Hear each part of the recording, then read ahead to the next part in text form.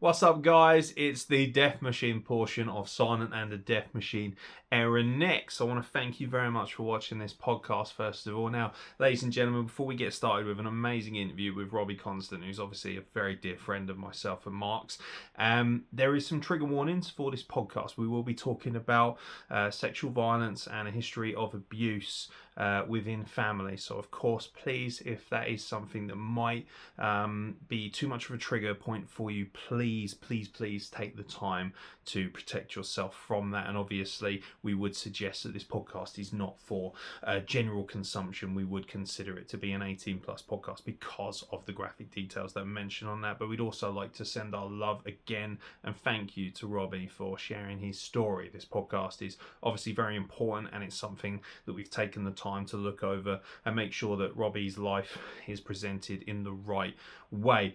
Just to let you guys know, because we didn't get a chance to touch on it during the podcast, Robbie, of course, is the promoter and owner of CWP, Charity Wrestling Promotion. And of course, anyone who knows me will know how important that is to me. That is where I got one of my first big breaks in professional wrestling, and even though I don't get a chance to work there anymore, it's still very near and dear to my heart. They have a show called Wrestle Jam. It will be on April 30th. Now, tickets will be available via a QR code, and we highly recommend you check out at CWP Charity across all social media. That is their handle across all of them.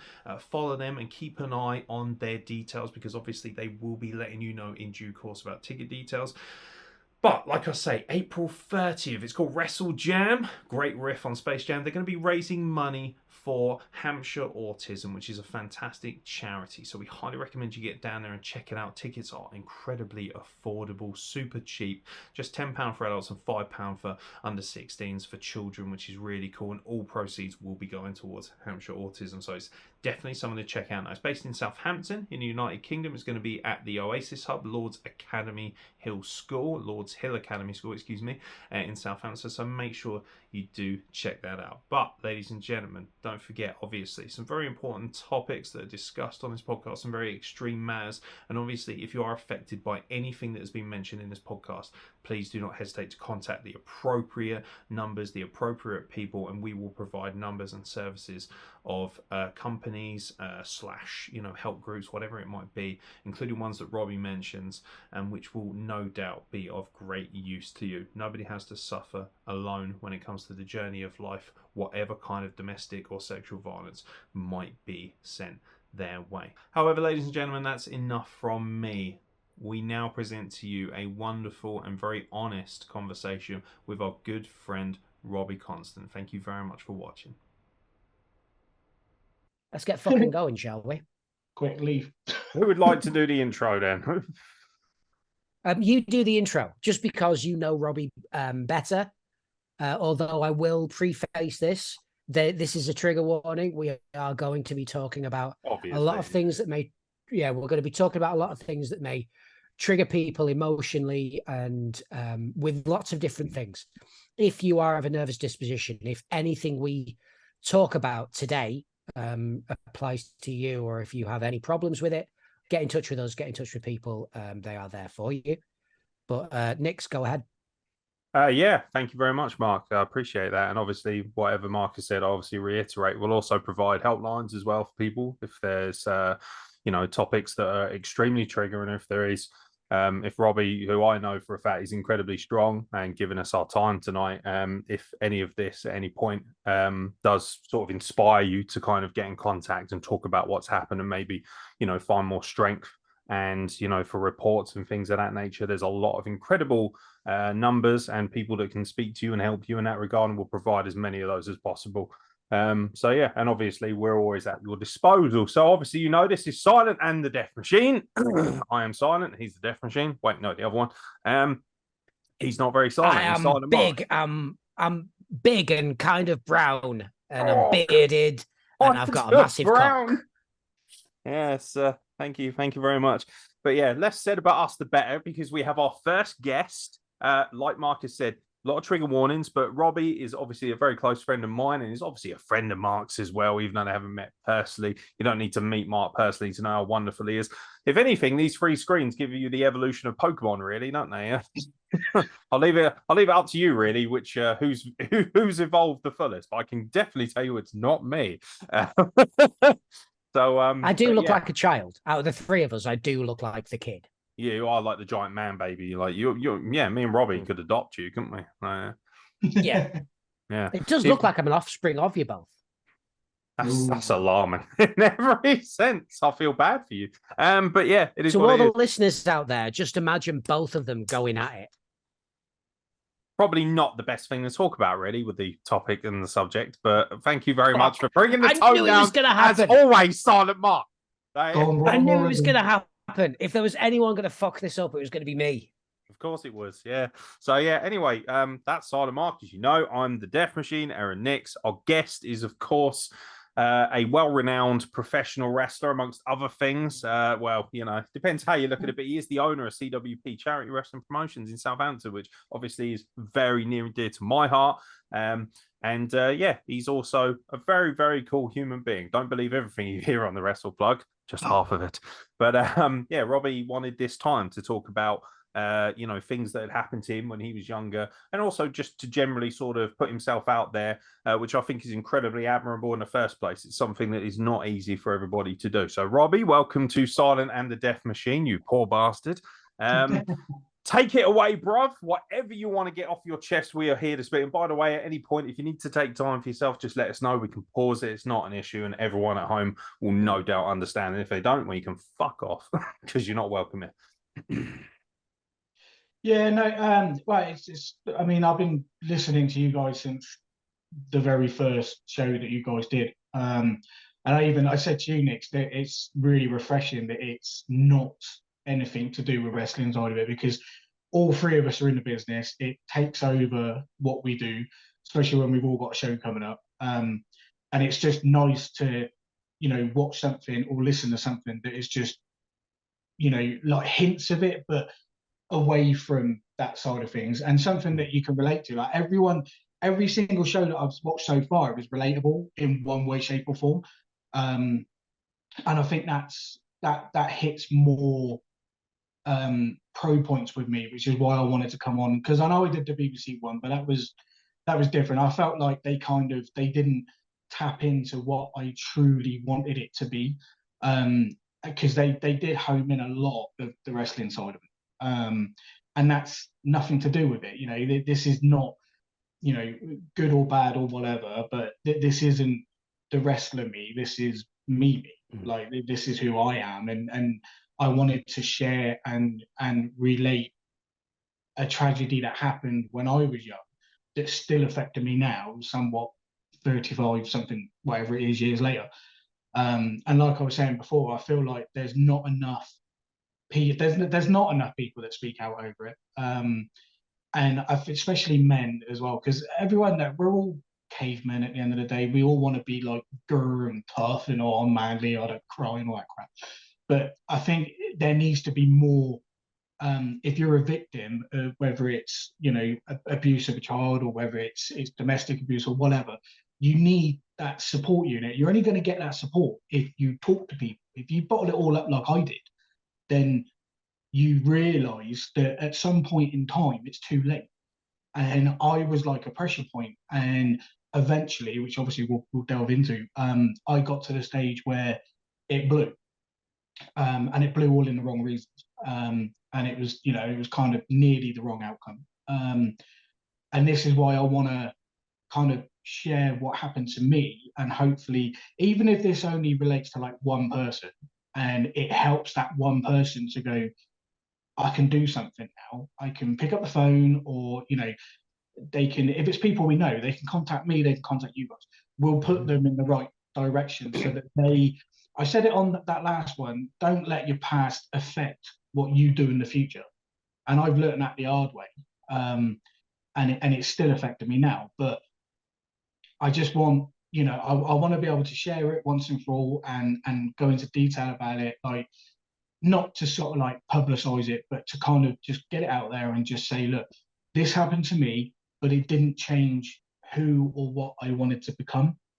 And victim doesn't. People have a weird thing with the word victim. They think, oh, I'm a victim, so that's the path I'm going to be for the rest of my life.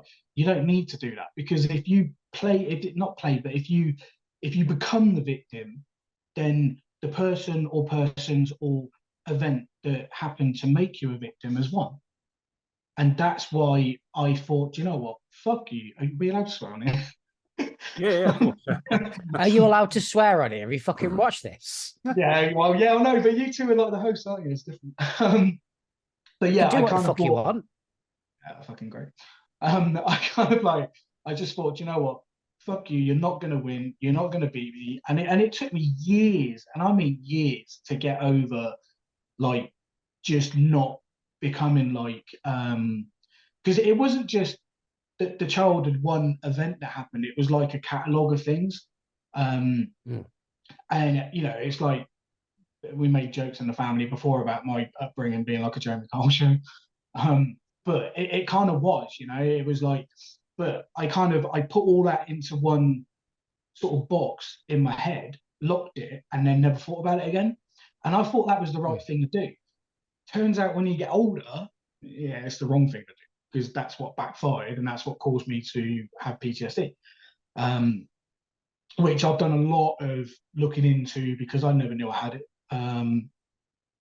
And it's helped me now to kind of like understand why sometimes people may either take me the wrong way, or they see me in the wrong light, or you know, they think, oh, you know, even at work, like they think, oh, you're just a moody bastard.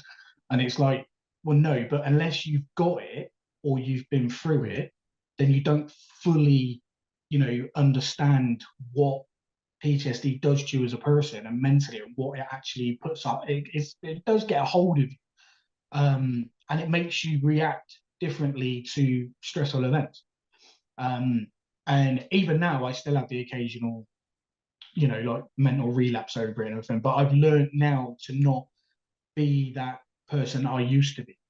Because I went down a very, very dark path. Like as I was growing up and I got older, and I realized that because I just had hatred, like throughout my whole adolescent life, teenage life, I had a major chip on my shoulder. I hated everyone. You know, and it all stems from that one event. That's what sparked it all off. And then when I finally, you know, kind of like a light went off in my head, you know, this is not how you're supposed to live. And then I chose to go down a different path, and then started doing things, you know, better. And then it weren't until I actually did that BBC one, that was the first time I'd ever actually publicly, I mean, I know you're in front of a camera, but you know, publicly spoke about what happened. Because I've only ever told, like, in depth, I've only ever told one person, and that's my wife. And even now, sometimes if you see it on a, you know, I don't know, a TV program or something, I mean, a lot of the time I can deal with it, but sometimes I still have to kind of either make an excuse, go out the room, or you know, pretend I'm going to the toilet or something, or just look the other way. Because every now and again it will just spark that little trigger off, and it's that little trigger that you have to kind of try and not forget, because you'll never forget it. And anyone who says, "Oh, you can put that past was a past," I've had people say, like, this is why I don't really do a lot of family anymore, but I've had people say, like, "Yeah, but that was when you were a kid. You're an adult now," and like, it's not going to change, you know, your mental well-being over it, or how you looked at it, or you know, how you think. But yeah, so this is why I kind of went on a little bit. But when I get nervous, I kind of ramble on. No, it's mate. fine. It's absolutely fine. Let's go back to the beginning for a second. So obviously, I say obviously, hopefully people have realized by now when we are talking about abuse and child abuse. For you, I mean, again, I don't know how much you want to get into that side of it, but one question I've got for you is, when did you realize what was happening? What do you mean? When did I realise that what was happening is wrong? Yeah. Well, I think, like, I mean, just for context, if you don't mind me jumping in, Mark, like it's one particular incident which Robbie has spoken to me about. He did it on Robbie sort of brushed over it briefly on a WrestlePlug podcast when I first interviewed him many moons ago now. But this is obviously a chance to be more cathartic with it. But I suppose what Mark's saying is like sort of take us back to kind of because I know the incident itself and what happened there, but it's the build up to it, and obviously please only divulge what you're comfortable doing, mate, at this point. But obviously, you know, there must have been a circumstance that kind of built to it because you had a somewhat of a relationship with the person that this incident unfortunately occurred with. Yeah. So, and obviously this is the first time I've actually properly, gone into detail about it. But basically, like I've got 3 older brothers, and we were living in a little village called Stroud, which is just outside of Gloucester. And there's not a lot to do, to be fair. It's like fuck nowhere, and nobody really, there's just not a lot to do. When you're growing up as a kid, you either get set upon by gangs, or you're in one, or you just become a tearaway. And I was always that little, because I'm the youngest out of all 3. I was always that little scrawny little, just basically a pansy. The run to the lip. Yeah. Pretty much, yeah. I was really tiny. Like even at 10 or 12, I was like so small, it was unbelievable. And one of my other brothers, obviously I won't mention anyone's name, but they were basically like little shits at school. They got kicked out, and I don't know how it started. I think he knew of him, like the guy in question. I'm not sure if he was like I think he was a former art teacher or something like that. But my brother was like a really good artist. Like he could draw anything, like especially cartoons and shit. And I was crap. Like I couldn't even barely write, let alone draw. And I was always envious. Like there was always that one thing that I just wanted to be able to do well, to be able to fit in with the others. So this guy, because obviously my brother was off school, this guy used to come round the house. And it was in like a cul-de-sac, it was traditional, old-fashioned council house. And he used to home teach my brother like art, because this guy was like a semi-pro artist or something. And I used to, when I was not doing anything, whether it was after school or weekends or whatever, I used to like sit in like quietly in the corner and watch like these artist lessons to see if I could pick up stuff. And this guy had ended up, I mean, the old man didn't really give a shit because he was just a dickhead anyway. But my mum, like, he befriended my mum. They all got on, and he used to come around all the time for like dinners and whatever. And he kind of become that, you like when back in the old days, where it literally was. When you kind of like you have that family friend that's you treat him as like a surrogate uncle type thing. He's not really your uncle, but you call him it. Do you know what I mean? He became that eventually. And I remember one day in particular, my brothers weren't in, and he came round and said I was meant to be taking him out to teach him how to paint a lake or some shit on them. And I just said, oh, well, they're not it. And he said, well, do you want to go? Because I can teach you how to, he can make you see like what colours were there that you can't see. So I was like, yeah, okay, fine. I didn't really have anything to fear because we knew him as Uncle whatever. So in Stroud, there's like it's very raw. That's what they call it, Stroud Valley. So there's loads of playing fields, loads of hills, old castles, whatever. So we go to this one in particular. Wasn't massively far away, but as a kid, it's like the end of the road. Seems like a hike, you know what I mean? And we go to this lake, and it was legit. He started showing me how to paint a lake and all that crap. And then all I remember is that there was a huge cornfield, and this is the one thing still to this day at my age, and I'm 40 now, that I still can't look at. Like if I'm on a bus or if I'm in the car, I can't. If there's one over there, I can't look at it. I have to look the other way. So there was this big cornfield, and he said, "Oh, why don't we go in there and I'll show you how to find colours in corn, and because there's different shades and all sorts of stuff." And I was like, okay. Impressionable, sort of gullible child. And we goes in, and it felt like we'd just been walking through this poxy cornfield, as I was thinking, for hours. I mean, it probably wasn't, but it felt like that. And I remember where I was so short and small, all I could just see, like left, right, up, down, was just foots of corn. And there was like these little pathways in between where obviously, I don't know, however they grow or whatever. And I remember him saying, oh, I need to sit down for a minute. So he sat down, like, which I thought at first, I think I was like either 10 or 11. I kind of thought, well, this is a bit weird because like we're in the middle of this popsy cornfield and like that's all you can see and I can't see anyone. And you decide to sit on the floor, which I thought was a bit random. And I remember I had shorts and a t-shirt on because it was quite, it was like a summer's day, it was quite hot.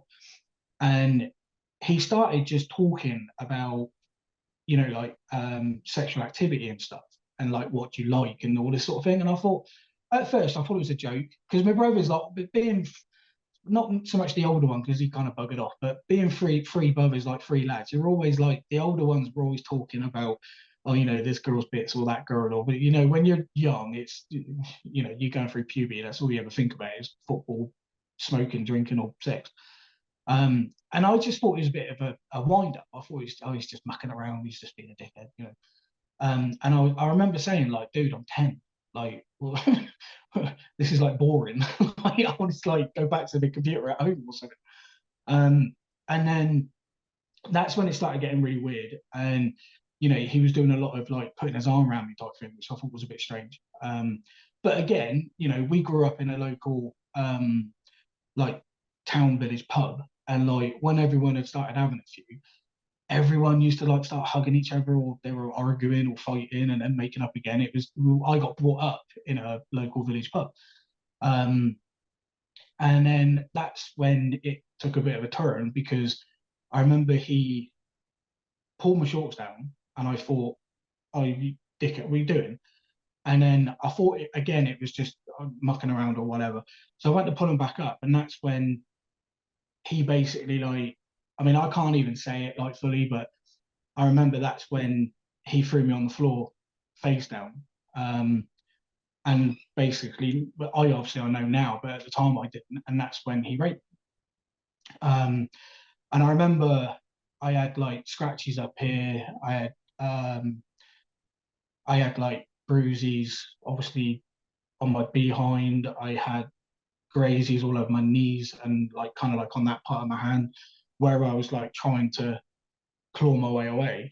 And then I remember I went to, sorry, before he threw me down, I remember when he'd done the shorts things and sort of tried to touch me, I remember because even as a little kid, I was still quite feisty. And I remember I threw a punch over. And I really remember that. I threw a punch over because I think he crouched down. So he was quite a big guy. Like this guy was freaking huge compared to me. And I remember he caught my fist. And all I remember is him just having like bare mitts for hands. And they literally went over my fist. And all I remember just feeling was shit, because his whole hand just closed my entire hand. And he was squeezing it that hard that I literally felt like I'm gonna like damage my hand. Now looking back, it felt like he was breaking my hand, but at the time you're like 10 or 11, you don't really think of stuff like that. And then it all kind of went a bit blurry, obviously during. And then all I remember is I was just crying and screaming and doing what you would expect someone would do, like whether you're a kid or not. And I remember he just got up and just basically said to me while I was still facing the dirt type thing, that no one's going to believe you because your family's all fucked in the head anyway. Because my family was quite renowned for being the sort of like dingle type thing, if the like village. And he said like, your dad's not going to believe you, your mum's not going to believe you. And if you tell anyone, then I'll come back and either do it again or I'll kill you. And I genuinely believed at the time that could probably happen. And I was fucking petrified. And then literally, even that young of an age, he just got up and fucked off. Like literally, I just never saw him ever again. And I'm now in a situation where I'm like, 10 or 11-year-old is now in the middle of fucking nowhere. and I didn't even know where we were. That was the scary part as well, is that I didn't know where I was, and I'm just feet upon feet of cornfields, and I'm just like, I don't know what I'm supposed to do. And I remember I laid there for like, what probably, it felt like it was hours, but it probably wasn't. It was probably like more minutes, but at the time you think, fucking hell, I've been here like, you know. And I remember I sorted myself out, and I remember I shat myself that much that I just ran, and I went like fucking Usain Bolt. I just burned it all the way through these cornfields, like knocking corn out of the way like everyone. And then I remember I sort of found a sort of like a farmhouse that was just, it must have been like the farm's land or something. And I remember I knocked on the door, and I sort of felt like I went to say it, but I couldn't sort of talk. And I just said, "Oh, I'm lost," and fell over and everything else. And the woman that owned the house, and I presume farmer now, I don't know, they asked me where I lived, and I always knew what my address, because we lived on this like big hill, so it was called Uplands. It was quite easy to like find, and I sort of said that's where I lived, and they said you're quite, it's too far to walk, and I was like, I can't make out, I don't know where I am, but like how far are we? And then it turns out that it wasn't as far as I thought, but if you didn't know where you were going, then it would have been even further. So they actually drove me back home for like safety. Now I'm sure had I told them what had happened, they would have gone straight to the police, because they were a really nice old couple, you know, they were proper traditional farmer people. But I couldn't say it, you know. And I remember when I got home, like it was just my mum that was there. And she sort of said to me, "Oh, what fucking hell have you done?" Like, because there was like sort of, I don't know whether it must have been his nails or something, but there was like scratches down here and at the back, and then like my knees were all messed up, you know. And she said, "Have you been fighting?" And I sort of went to say what had happened, but then even at that young of an age, like my dad was one evil, horrible person, and he drummed it into us at a young age that um, you know, if you go down in a fight, you're a pussy, or you know, a man needs to be with a woman, and you know, there's no such thing as or like gay people or anything like that, because that's what he was like. He was just completely stupid. And I felt, and all I kept, I went to say it, and then all I kept thinking was, what if he kind of doesn't believe me, or if he blames me, or thinks that I'm like, you know, I'm not whatever. I don't know, because I didn't even know what actual, you know, any of that sort of stuff was at that young of an age. But I remember sort of going to say it, and then I kind of just paused, and then just burst out crying, and then I just said, I got into a fight, because that happened on a daily basis. Like I got beat up all the fucking time, every time I went down the street. So, you know, because there was a lot of bullies that lived in our area. So I just said, "Oh, so and so beat me up again." And my mum believed it, because it was kind of like an every week or every day occurrence. So she kind of just let it go. And I remember I went and sort of had a bath and things like that. And I remember just sitting in the bath, just literally, I could not stop shaking or crying or anything. And then I just remember just going to my room and just staying there. And then I did, back in them days, it's like, you know, people say now, like, why didn't you talk to anyone? It's like, you don't get it. It's like, we're talking early 90s, like ish. There wasn't the magnitude of help and support that there is now. And also back then, it was like our old man was so much of a, you know, would beat you up type thing every weekend. He got pissed, or he'd like beat my mum up and make you watch it because he thought it would make you stronger. Um, the old bill and social services and that, but there was always round our house like every other weekend. It was kind of like an everyday thing for them. So I felt like I don't know how to sort of bring myself to sort of say it. So I just kind of just got on with every other day then. And then, you know, as each day went on, you kind of got a little bit better about covering it up and ignoring it and then not thinking about it. And then, yeah, eventually, before you know it, 3 decades have gone past and you're thinking, why am I so fucked up now? And that's, as a result, is I kept it quiet for over 3 decades. But that was not to try and, you know, oh, what's the word? Like protect anyone else but me. Because even I think that kind of kind of warrants why I spent. I mean, the old man thing was I just didn't want to be around him. So this is where I found wrestling. This sounds really weird, but this is the only bit of wrestling I want to sort of mention, but it is relevant. I then spent majority of my childhood in my bedroom watching VHS tapes of WWF because my old man was a major fan. So he used to buy all the, the proper box like VHS tapes that came out where it's like Monday Night Raw, Volume 1 to whatever it was. He had about 300 VHS tapes of different pay-per-views and whatever. I then spent my entire childhood sat in my room. My mum brought me a portable TV with a VCR built in, those old-fashioned shitty things. I had one of them, and that was it. And I just went through each video every other day or every evening when I come home from school.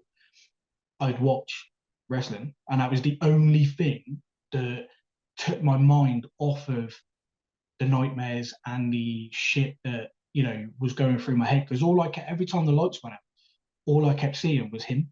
Like that's why I became so petrified of and people around me and the dark. And this was like growing up even into sort of like not so much early teens, but that kind of borderline from childhood to sort of adolescent. Even then, I would still just sit in my room and just watch, wrestling videos.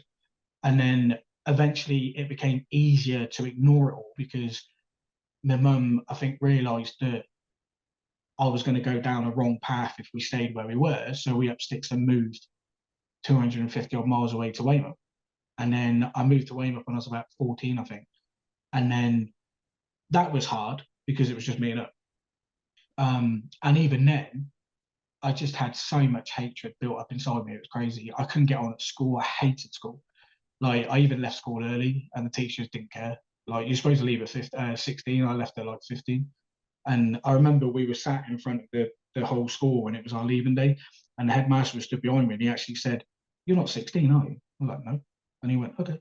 And just ignored it. And they just let me go early because they just couldn't put up with what I was becoming. Like, I became the bully, which just mortifies me to say it now, but I would go to school and just purposely pick a fight so that either I would beat someone up and get the aggression out, or somebody would get the better of me and beat me up, so that I could then feel physical pain rather than all the emotional and mental pain, because that to me was worse, because I couldn't stop that.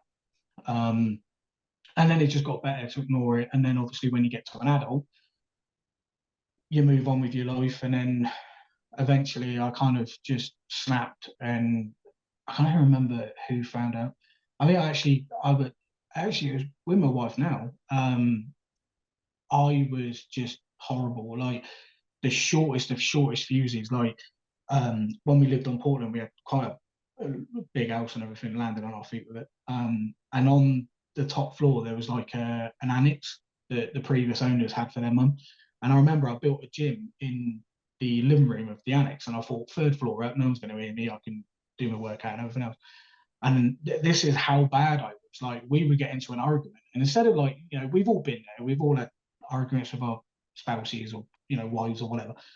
I would go up to the gym and just annihilate it. Like, I was throwing, and it's not me being big-headed because I'm still ashamed of it, but I was literally picking up multi-gyms with one hand and just launching it across the ring, because that's how mental I become. And all I saw was just red mist.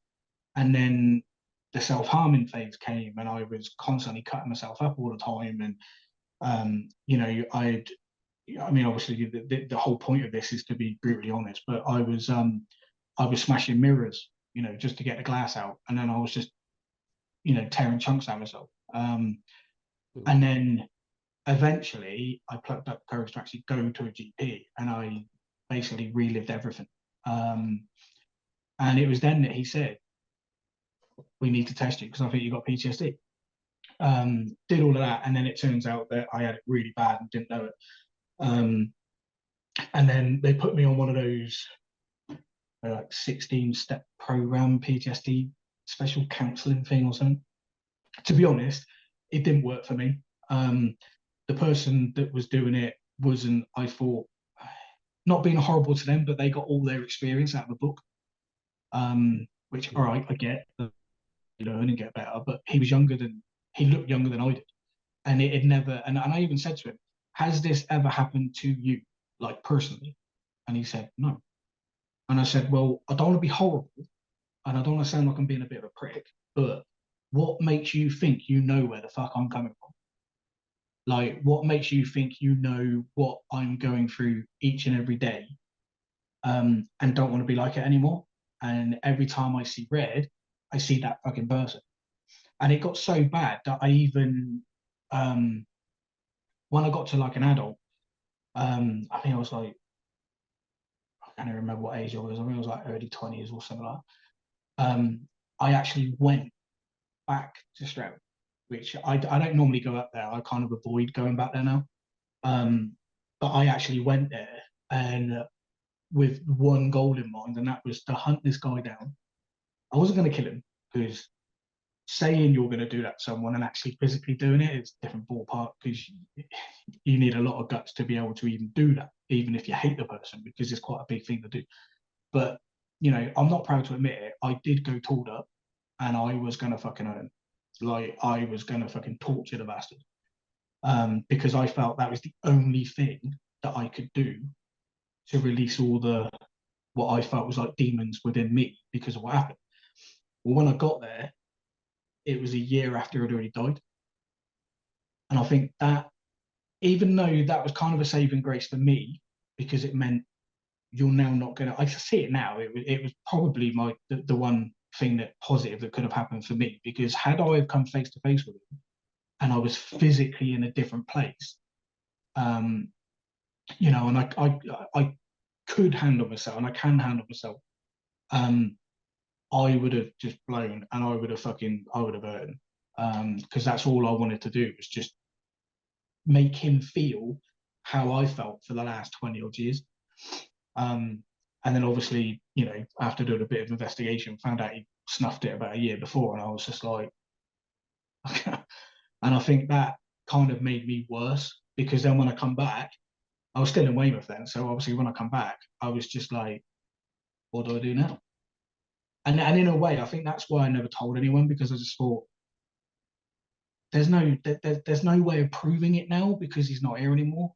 And I wanted justice. I wanted the fucker to rot in some grotty little prison where people were just torturing him every day. But obviously that's never going to happen. And it never came out either because I looked at old news clippings and things like that. Because where it's like a little village, if I remember once there was one guy that you always thought was he looked like a fucking paedophile, to be fair. And I think people thought he was. And when they found out he actually was, he lived in like a little sort of caravan at the back of a school, which is actually our school, in a car park. And I remember the guys that lived in the town centre actually went and torched his caravan and didn't know whether he was in it or not. Now I don't know if he was in it or not because obviously we weren't there, but they literally burned his caravan to the ground where he could have been in it. I don't know. But that's how strong they all felt because they were all very old fashioned. It was a very old fashioned little village, and you couldn't be like that and get away with it. Like it's not like, and in a way, I think this is why I try to even. I don't know why, but I've done like some weird jobs over the years, and I even worked in the probation services for a bit, and didn't last very long. Because I was that was actually down here. I was actually I just took the job because it was security, but I didn't know that it was actually a halfway house. And I thought, okay, well that's fine because they're all just gonna be like, I don't know, being naive. They'd be like gangsters or whatever. Turns out like 98% of the people that lived there were pedophiles. And I couldn't deal with that because you had to read their what do they call it? Sort of like rap sheet, their like history. And I was sat there and I was tensing up and you have to deal with these guys. Like their job is to look after these guys, whereas all I want to do is just drop a nuke on them. Do you know what I mean? Because it's like I can't handle any of that now. And it's just like I wouldn't have been I don't think not having it done to you would make me feel any differently. I was always anti against, kids being it because I went through all my childhood with like, I mean, obviously now I know it's still a form of abuse, but back then it was just the norm for me. Like your old man would come home every night, take his belt off, whip the fuck out of you. My mum used to lock us in our bedrooms on a Friday night because we had like a really old house where you could actually lock the old wooden doors. And then when he come home from being all pissed up and everything, he'd start beating her up, and then he'd come up and you could be asleep, and he'll boot the door in and just start pummeling the shit out. Now, obviously, now I know, well, that's abuse too. Whereas back then, as you were a kid, you didn't fucking know any of that. You just thought, well done. You didn't know. He used to make you sit there. And I remember being like 6, and he'd make you sit there and watch really graphic horror films because he said it will toughen you up because you'll win. And I think that, in a way, I think that's why I can't remember who it was, but somebody hit the nail on the head about the perception that people take of me personally. And I never thought about it, and so I can't remember the person. It might even have been that BBC guy, I'm not sure. That said, you've always done jobs that need strength rather than brain, because obviously I spent 20 odd years in security. You do wrestling, which is, character based, which is not really you when you're there. You went through a process of putting tattoos on your body to cover up your body, which is kind of one of the reasons why I started. And he said it's all a facade to the outside world. They think you're fine, but in retrospect, it was just putting on like a coat of arms. I said it to the last guy, like, in a way, that's why I kind of started the whole wrestling side of it, is because I didn't want to be me at that time. I wanted, like, because when you're inside that ring, like, people don't get it, but you don't act like you like, I mean, obviously you guys understand this because you do it, but you take on that persona of somebody else, and nobody in that crowd knows what happened to you as a child. They're just there because they paid the money and they want to cheer you or boo you. And it wasn't until I'd done that BBC, and I was shitting myself when I'd done that BBC thing, because, like, being a bit of a naive twat, I didn't realise that it was actually going to go out on, like, I thought it'd be like some fucking weird bloody 10 o'clock program or something that people ain't going to watch. I didn't know that it was going to go out like actual national news. And it actually overtook the on the BBC website. Actually, the guy sent me the clip in. It was it overtook Boris Johnson at one point, when he was popular. I think it was when he was just getting in. The viewing and the rating took over him, that whole news bulletin that we did. And I've got that one accolade where I can say, well, I took a real fucked up negative, thing, and kind of tried to turn it into somewhat of a positive. And that's why I wanted to do this now, because I want people to know that even though it still messes me up, from time to time, because like I said earlier, I still get nightmares. I'm 40 years old and I still wake up in nightmares. I still, to this day, can't go anywhere near a cornfield. And I can talk about it now, and I can put up with it if it's on the news or whatever. But I know when I said it was too late for me, what I meant was, when I did that one, is that it was too late because justice hadn't been done. And I think that's what made it worse, because I left it way too long. And I think if it's happened to someone, whether you're male or female, it doesn't matter. You need to pluck up the courage to go and talk to somebody, even if it's a friend, a relative, whoever, because that one person might not be the right person at the time, but they will know what to do, especially if you're a child, like, because children's eyes are so much different to adults. Like, they don't see what we see, they don't understand what we understand. And even though I'm not like the greatest father on the planet, which I'm not, I know what my hands up to, my 8-year-old now, he doesn't see things the way that I would have back then. And you have to take that into consideration. So it's like, I'm trying to show him now what you can be if you put more effort into stuff, and the whole sort of what a normal, I suppose, decent human being, like a parent would teach their kids. But if they are that young, then they need to be able to tell an adult, especially if they're like 10 or 11 or whatever in their primary school, like, just tell someone, because that one person that you tell will know the right people to tell, and then hopefully it's like a domino effect, isn't it? Like, you know, and then you get the help that you need, which is going to benefit you in the long run.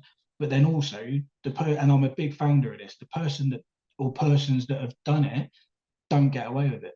I let the person that done it to me get away with it, and that's what bums me still to this day. And I know everyone's going to say, well, you know, he died, so it's not like, but that wasn't good enough to me. I feel like because he probably died of some natural fucking, I don't know, heart attack or something. It's like, to me, that wasn't enough. And I know it might piss people off, but it's like, it's not enough. I wanted him to be in a court and actually, you know, have it all said what he'd done, because it might not have been just, and it probably wasn't just me, to be fair. There was probably other people that he'd done it to. And I think that's what messed me up the most, because I never said anything about it at the time, because I was too fucking petrified to say anything. How many more people did he fucking do it to after me? And that's what brought on all the PTSD and all the anger issues and everything else, because I blamed myself for my entire life. And still now, at 40 years old, I'm still like, why didn't I just, do you know what I mean? Like, you know, why? But the young person inside you said, because you were petrified, and you were more petrified that no one would believe you. And I think that's why I'm trying to do this, not kind of like, I don't know what you call it, sort of publicity for it, but I feel like more people need to come out, whether they're young, old, male, female, it's irrelevant. Like, nobody should be a victim. And it's not just sexual assault, it's not just child abuse, it could be anything. Even like the other day I was talking to my wife about it, like even blokes that are in abusive marriages or whatever, and they're, you know, you always hear about the blokes are beating up the woman, or I mean, I lived it, you know, it's, you hardly ever hear of it the other side, because blokes don't want to admit it. They're vulnerable, and that's all it is. Like, blokes do not want to go to someone and sit down and have a heart to heart, because it's the whole caveman bullshit. It's like, blokes don't want to do it because they'll feel like, well, I'm not a man now because I cried. The amount of times I still, to this day, still cry at it when I wake up from a nightmare, or, you know, I see something at work or something, or I drive past something that reminds me of what happened. And I have to physically bottle that all up. And then occasionally, you know, something heartfelt will happen, and my missus will ask me, are you okay? And that's all she's got to do. And then it just comes out. But there's not enough people that actually go and seek the help that they need, because if you're young, it will help you in the long run. And even if you're like, if you do what I did and kept it quiet for so many years, and then think, oh, it's too late now, well, you know, I am what I am. It's like, no, it's never too late. Like, even me, I left it 3 decades. All right, he died. It was too late to actually get justice, but it wasn't too late to get the message out there that you can be helped. And, you know, victims aren't, I hate the word victim. Like, I don't think that should be, it shouldn't be a word for it, because mentally it makes you feel like you can't now achieve goals in life. I mean, you know, all right, people bitch about the CWP thing, but at the end of the day, that was a goal that I always had, even as a kid. Like, when I used to watch it on TV, I used to go, A, I want to do that. B, I want to actually do it. I want to actually set one up and do it. And C, I want to see if I can actually, you know, put on an actual event. Like, how hard can it be? Like a twat, I found out. But, you know, you know, the goals that I set in play, all right, whether they're good or bad, it's irrelevant. But I still did that, and I still achieved that, and I don't give a shit whether people like it or not. That's why I'm still doing it in a way. It's because that was always my goal in mind, was to carry on doing what saved me. Like, I know it sounds a bit cliche, but and corny, but wrestling really did fucking save me. Like, if I hadn't had all those videos and I hadn't stayed in my room for so long, yeah, people would go, well, that's a boring life. Yes, it is a boring life, but you didn't have the alternative that I had. Or maybe you did, I don't know. But it was either stay in my room and watch that and get swept away with the excitement of it all, or live the fucking life that I was living, which was, when I went through that fucking bedroom door, it was either get shouted at by your mum because she was at her last tether because of what he was doing to her. She was then doing it to us as well. Obviously, she's made up for it now, but you know, she used to beat us up all the time if we were naughty. Never like just randomly. It was always if we're naughty. Okay, still wrong, but all right. And then, you know, you used to get it all the time from your old man and everything. And it was just, at one point, everyone was just beating everyone up. It was like, and I couldn't do anything about it because I was always the little, small, little hamster size kid. So it was like mostly, and then all my other brothers, they kind of like ran away at an early age, and I was the only one left because A, I didn't have anywhere to go, and B, I didn't have the balls. So, you know, it's kind of like that's why I stayed in my room. And if it wasn't for wrestling, I probably wouldn't be here right now. Now that sounds a bit whatever, but it's true. I would have either gone that bloody mad with what happened and what I had built up inside of me, that I'd have either done something stupid and ended up in prison, which some victims do go down that path, um, or I would have just ended it and I wouldn't be. So if it wasn't for that, then you know that's probably what would have happened. And that's why I'm so thankful and so grateful that I found something. And it wasn't just because it was wrestling, it could be anything, even if it's football or bloody rugby or whatever. I found something that I could relate to. And I wanted, you know, I looked at these guys and thought, you know, wow, these are like superheroes, but in real life, you know. And that's what kept my mind off of everything that was going on. The worst times for me was I like nighttime, like when the lights go out and you know you're told you know lights out at 10 o'clock or whatever, or you know it's a school night, so you're not allowed to watch anything past whatever. That was the worst time for me because school you could kind of handle it. I mean, I was a tearaway anyway, but um, nighttime was the worst. You shut your eyes, and even now, like you stop thinking, and your body relaxes because you're supposed to be going to sleep, and that's when sometimes this doesn't switch off, and then things start happening, and you know I start getting flashbacks. Even now, I still get flashbacks. So you know, as much as you know the counsellors can say, well, you know, the PTSD counselling, you know, that's what it's there for, or counselling for the assault that took place, that's what it's there for to make you better. Sometimes they get it wrong because you never actually fully um, get better to the point where you actually forget about it. Like it's always in the back of your head. It's how you deal with that and how you cope with that, which is what makes you either not fail or pass, because it's not like that, but makes you the person that you are now. And I just think, you know, you can work it yourself, and the support networks out there, especially now, it's ridiculous. There's so much support out there now compared to back when it happened. There was like hardly any. And I just think, you know, if one, this is what worked for me. It was like if one, you know, form of treatment doesn't work, there's like however many, you know, there's probably like 100 or you know thousands more that you can try that might actually work. So yeah, so that's kind of, I'm waffling a bit, but that's kind of in a nutshell, like, you know, obviously the event that happened, I've kind of gone more into, I probably said more to you two than I actually did like to the last one I did and to anyone else.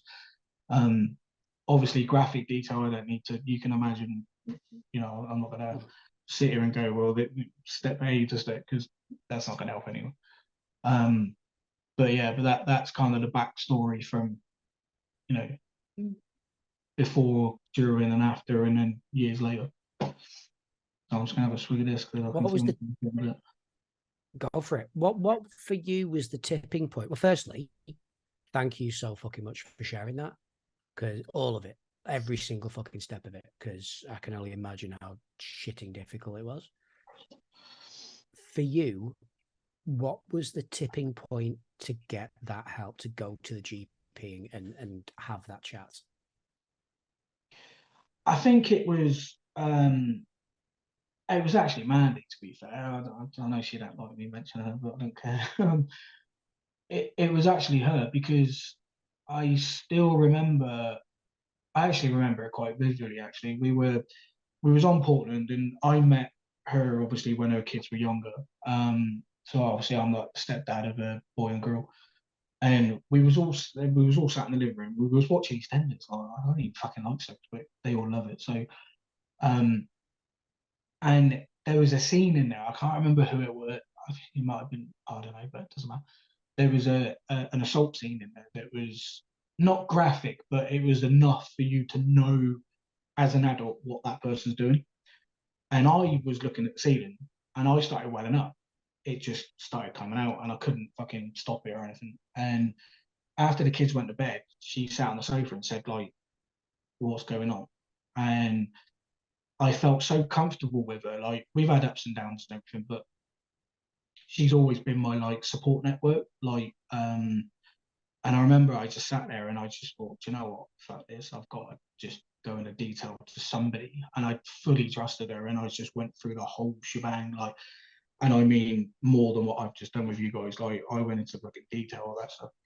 And in a way, it actually felt like some like weights had gone, because I was physically telling someone like what happened.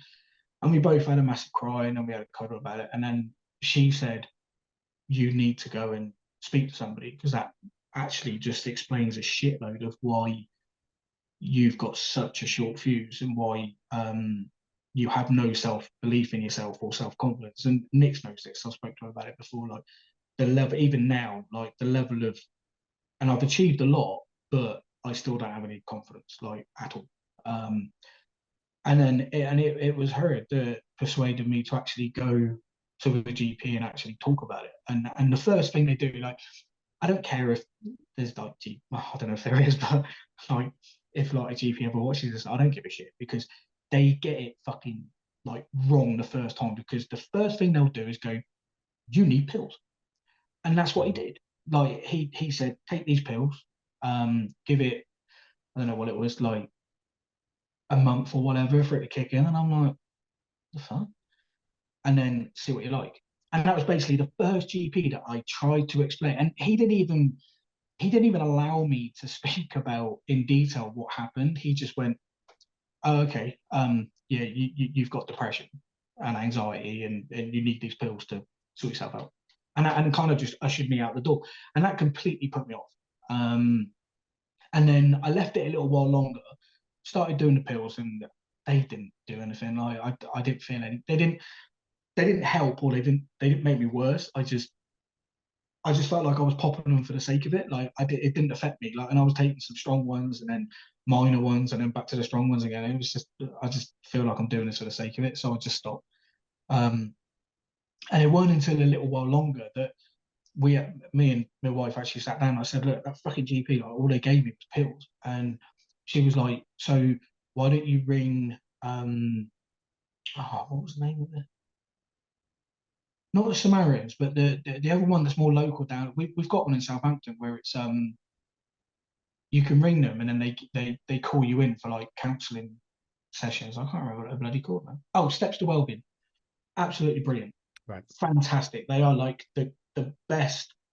Forget the GP, go to Steps to Wellbeing, because the minute I'd done that, they called me in for one chat. I had the chat and they instantly knew what to do. They arranged for the PTSD counselling side of it. They put me on that. And then I still had personal one-to-one counselling with the counsellor that they gave me. And I got more out of that than I did anything else. They made me see things a bit more clearly. So it was all thanks to my wife, really, of why I actually plucked up the courage to go and speak to somebody. And then obviously the first GP put me off, and I thought, well, if it's going to be like this, I'm not going to bother. And then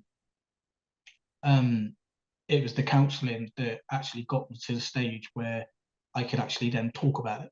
Like, even later when I stopped doing the counselling, because you can only have so many months of steps and counselling and that.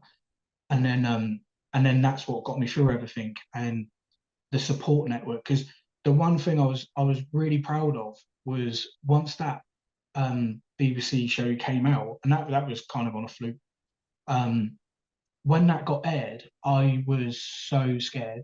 I think I spoke to Nick about this, and I said, I'm fucking petrified that people are going to see me different.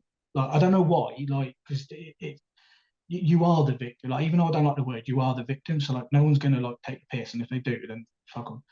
But I was petrified that people were going to either not believe me, or, they were just going to take the piss, or whatever.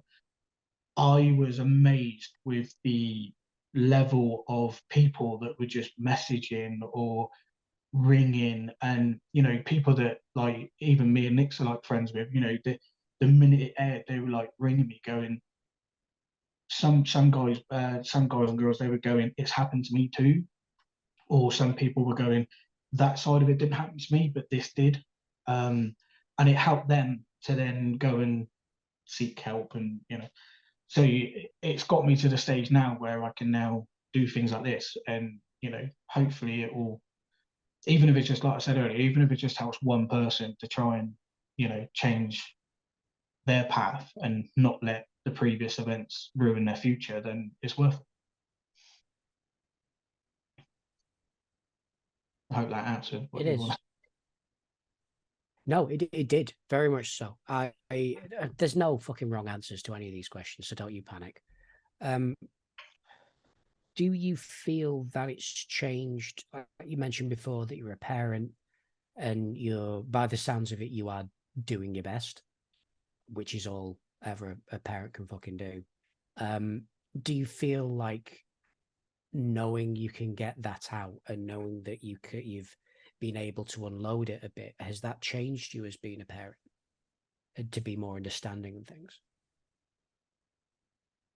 I'd like to say yeah, but I still know I've got a long way to go on that front. Like I am a proud man, but I'm not silly enough not to admit my faults. And we recently just discovered that my 8-year-old's now got autism. So and I didn't understand what that was. Like I knew, roughly what it meant, but I didn't know what it meant where you have to go through it as like a parent or an older sibling or whatever. Um, and I still struggle with that. Like, there's things that he does because I mean, I wouldn't change him at all. Like, he's my little mini me. He's like complete mental guy, but he's hilarious as well. But um, sometimes he does go full on, and because he doesn't understand. Um, and I do struggle. Like, especially like obviously I'm working 2 jobs. Like, since Nix has known me, I've been doing 2 jobs. And when you're shattered, it's like you come home and all you want to do is just either have dinner and just chill out, and that's it. But obviously, where doesn't get to see me that much, obviously all he wants to do is get overly excited and either play fight or like do the 8-year-old boy thing. And I know that obviously he will never know what happened with me. I did admittedly the stepchildren who I've always looked at as mine, because when I first met them they were very young, and their dad just wasn't around, and I brought them up. I helped to bring them up as they were mine. And when they got a bit older, a lot older, they were still only teenagers, so technically probably wasn't the right move, but I felt like at the time it was.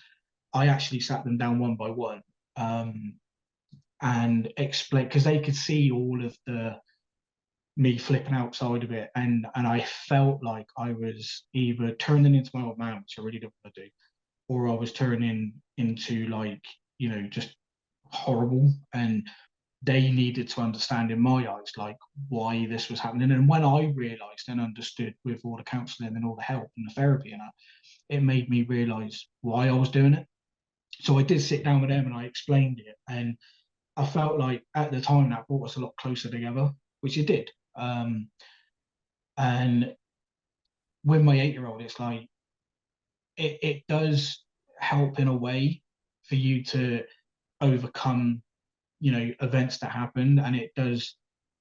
I mean, it's only ever going to be a good thing. Like any counselling or any help that you go and get to try and, not get over, but try and finally put it to bed, like what went on and everything else. It will only ever make you a better person. Like doing what I did, this is why I do things like this now, because doing what I did, where I just locked it in a safe in back of my head and I threw the key away, and I didn't let the skeletons out, it will work for X amount of years, which is what it did for me.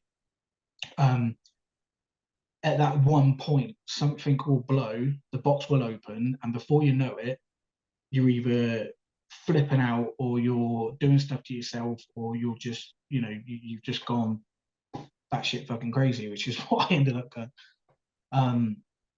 the support network is out there to get, and yeah, it has made me.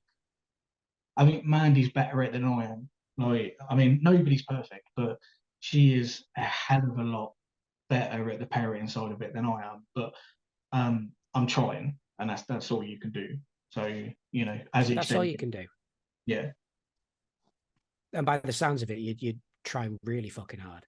And so those off days, as long as, you know, you catch yourself and you know that it's happening, I'm guessing that you've often thought, right, this is how I'm feeling today. I need to calm it down before I see the kids.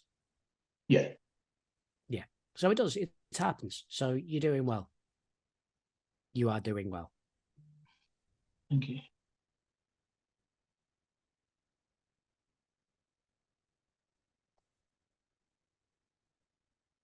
That was like an eerie silence. I know, right? It was, wasn't it? The Awkward awkward as fuck pause. silence there. Yeah. Yeah. Is there anything that, like, you know, from, I mean, is there anything you feel that should be in place that isn't right now to help people who have gone through anything that might be similar to what you've gone through, or even beyond that? You know, like you've mentioned that it's not just about sexual assault, it's domestic abuse, all these different things that happen. Is there something in place that you would really champion that isn't currently in place? Um, yeah, that is a really good question, but it's also one really hard to answer because there is a lot of things in play which we all know because you see it all the time on bloody adverts, and um, there is a big support network out there, but it seems to be more nationwide rather than. This is one thing why I always pick local charities because I'm always about sort of you need to do stuff that's more local, that's more accessible for people. Um, a lot of even steps, to be fair, like a lot of people will go there, and when you get used to it, it's okay. But the first time you go there, it literally feels like it doesn't feel not so much local, but it doesn't feel like that sort of close knit, sort of friends or family type vibe. It feels very formal, and that's what kind of always put me off. I think if it was more of a laid back, sort of relaxed um, atmosphere and something more accessible, because not all people have, like, there's still people even in this day and age that don't have phones or they don't have internet, or you know that they haven't got the courage to actually go and make the appointment. So I think if there was more accessible stuff, um, then I think that might be, you know, I mean, I have actually thought about. I think that's kind of why I did the whole BBC thing, because I thought, well, you know, I put my details out there, and I thought, you know what, if people actually want to get in touch with just me, which is just me, not like some nationwide company or you know years of counselling or whatever, then I would then try and help them as best I could, and it sort of worked. Like one person did get in touch where um, you know, they had the same thing happen to them. And I still sometimes, she was actually female, I still speak to her sometimes now, but um, it was hard for me because I'm not obviously trained. I'm only going through life experience of what happened to me, and it gives me the little bit of insight of how I can maybe help someone else. But um, I don't, I don't feel like there's enough support where it matters. Because you know the minute you go to the police and everything, they'll take your details, they'll take a statement, especially if it was you know like child abuse or anything. And I've seen it when I worked in like probation services and that. You know, I know this is probably going to come across as really wrong, but okay, it's just the way I feel about it. It's whether it's wrong or right, I don't know, but I feel like there's more, not support, that's kind of like the wrong word, but there's more safety sort of features in play for the people that do it, coming from like the probation side of it, than there is for the people that have actually gone through it. I know that doesn't really make sense, but it's like I was quite baffled. I won't go into detail, but where this probation service was, I could not get my fucking head around the fact that it was actually built, and I mean spitting distance from people's houses where there were families and fucking kids, and these people that are there because they've been in prison for, say, child abuse. They've been let out and they have to go and stay at a place like this for X amount of months or whatever to rehabilitate them back into society. I don't think that works, because there was people in that halfway house where it was supposed to be monitored and it's not. Where they had secret phones, so there was one person in particular who was like banned from all social media because he was that bad, and yet he managed to get a phone and make a fake account and had fucking pictures on it and was talking to people on it, and that's how he got caught. And then the police would come and take them and then send them back to prison. I don't understand that method, because to me that's just a big merry-go-round, and at some point they'll fall off it and then they'll just get put back on it. I don't think there's enough in, the government regulations and everything else to actually, and there definitely isn't enough support groups or networking that is more central to you. So like, I'm not saying, oh, in every bloody town there should be, but there should. In this day and age, there's like, it's so populated with businesses and charities, and I mean, Jesus Christ, it's like, how many charities is there like in the UK alone? And it's all like, that's, it's great that everyone's doing that, but why? And there are charities out there for abuse victims and everything, but I don't think there should be more sort of localized stuff so that people actually can get to it, or they feel like they can, go, and it's a little bit less sort of, because I felt when I first went, I felt this is kind of like a doctor type vibe, and I didn't like it. It was too formal. Totally didn't answer your question then, but I don't. Yeah, it's a tricky one, because it's like, in this day and age, you'd think there'd be shitloads of support networks out there for people, and it'd be just click fingers and hey presto, there you go. But unfortunately, it doesn't work like that. And I think also, where obviously, actually this might answer it a little bit, because where I used to work at the hospital as well, even though I was only on security, but we had to deal with a lot of mental health patients. And I used to talk to them like they were humans, whereas a lot of the other people didn't. And there was this one person in particular that, she was quite young. She'd been through similar traumatic experience, which is what made her go the way that she went. And a lot of people just thought she was like the boy who cried wolf and just kept making it up and stuff like that. Every time she would go there, she would get put through the system, and then they'd obviously mentally assess her. If they feel like she lacks capacity, they would then, or he or whatever, they would then arrange for a bed somewhere, wherever. And they'd go there, and you'd think they'd get the treatment, and you wouldn't see that person again. I was at that hospital for about three and a half, nearly 4 years, I think. And I used to see the same people all the time, because and now this is a mental health patient that said to me, who is obviously young, she had mental health problems. She was like younger than what her actual age limit was. She said, this whole system is like getting on a roundabout that doesn't stop. She said, it's like, you start here, where you come to the hospital and get treated. You get given a bed, you go around to here, and then you get, whatever from there. I don't know what went on over there because I never worked on them, but then they let you out without the support after, and then they take relapses and they go back to here again. And then when they come back to the hospital, it starts all over again, and it's just like a big swirly roundabout. There's not enough, good sort of professional help. And I know it's hard because, people are going to say, well, they're stretched. Everyone's stretched. The NHS system is stretched. The police system is stretched. The fire brigade is stretched. Everyone is stretched to their limit. But I just think if there was more localized support, help for people, even just stupid, like just people like me, or, that's actually gone through it and knows what it's like and knows how that person's feeling. I obviously, with two jobs and not a lot of time and doing shows in between and whatever, if somebody got in contact with me via social media and said, look, you know, sorry to bother you, whatever, I've been through the same thing, blah, blah, blah, blah, blah, I wouldn't shrug that person off. This is kind of why I started doing things like this. Like, I would then go, right, okay, well, this is what we need to do. And I would do anything to help that person not, you know, go down the wrong path or not let it affect them or whatever. If there was more people that actually, and it also goes on the other foot, if there was more people that, you know, actually came out and spoke about things that happened to them, then they would be able to get the support networking.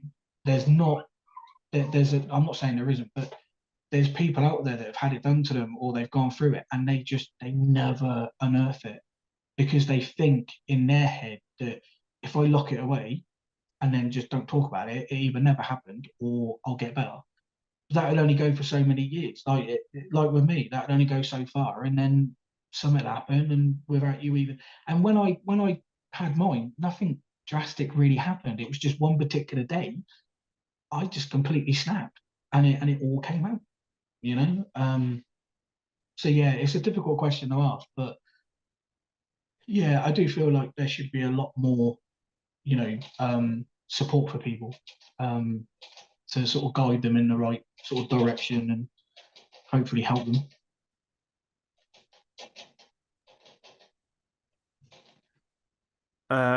It seems like it's a bit of a catch-22 with things like that. Not enough people come out, so there isn't enough.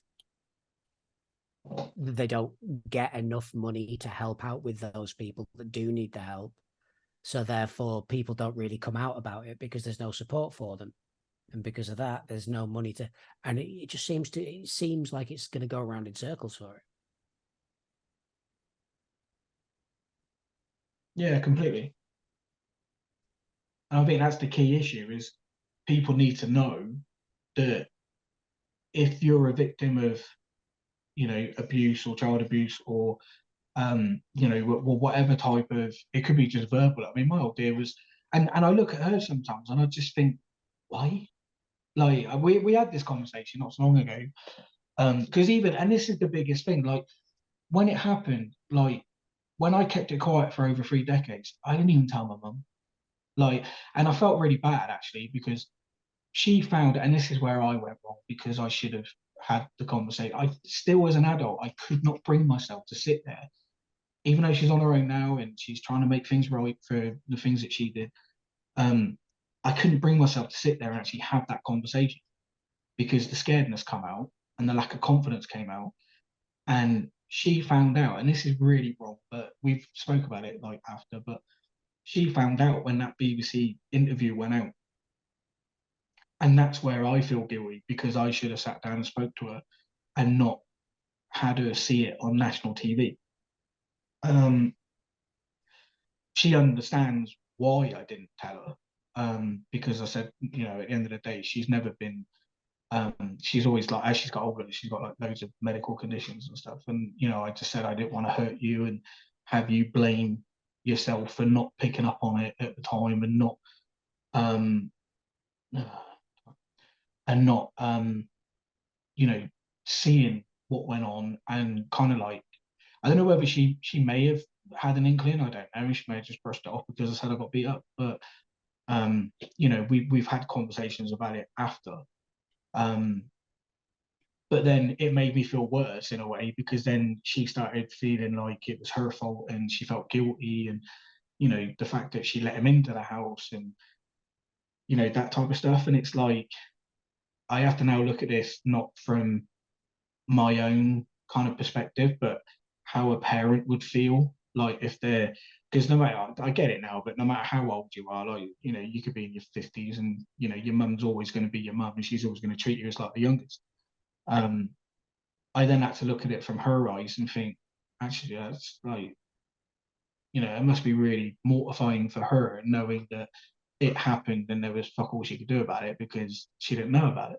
This is where I keep reiterating the same thing. Like, you have to talk to someone because if you don't talk to anyone, no one's ever going to know, which means no one is going to be out there to help you. That's where I went wrong.